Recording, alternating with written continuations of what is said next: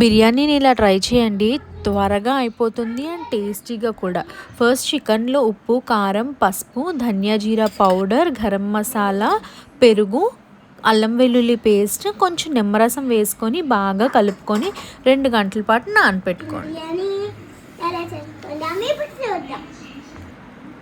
బిర్యానీ గిన్నె స్టవ్ మీద పెట్టుకొని ఆయిల్ వేసుకొని బిర్యానీ స్పైసెస్ వేసుకొని ఉల్లిపాయ, టమాటా ముక్కల్ని వేసుకొని బాగా ఫ్రై చేసుకోండి.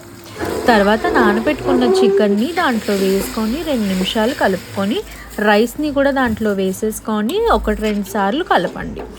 గ్లాస్కి గ్లాసున్నర వాటర్ వేసుకోండి. వాటర్ వేసేసుకున్న తర్వాత పచ్చిమిరపకాయ ముక్కలు, కట్ చేసుకున్న కొత్తిమీర పైన వేసేసుకొని కొంచెం నెయ్యి వేసేసుకొని మూత పెట్టేసుకోండి. వాటర్ మరిగే వరకు హై ఫ్లేమ్ పెట్టుకొని వాటర్ మరిగిన తర్వాత చాలా అంటే చాలా లో ఫ్లేమ్లో పెట్టుకొని 30 మినిట్స్ అలా మూత పెట్టేసి కుక్ అవ్వనివ్వండి. మూత తీయకండి అసలు. చాలా అంటే చాలా బాగుంటుంది బిర్యానీ.